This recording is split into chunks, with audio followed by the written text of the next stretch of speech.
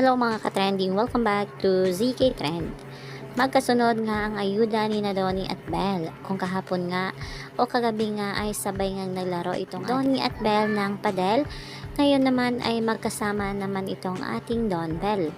Pagkikita nga sa IG story ni Joao na magkasama nga ang ilang cast ng CBML at syempre kasama dyan ang ating Donnie at Belle. At may video pang pinost si Alora na kung saan nga ay kinantahan nila itong si Belle ng happy birthday. At inasar pa nga itong sina Donnie at Belle ni Alora na wala umano silang ganyan. Maraming mga bula ang kinilig at natuwa sa pa-update na ito ng Don Belle.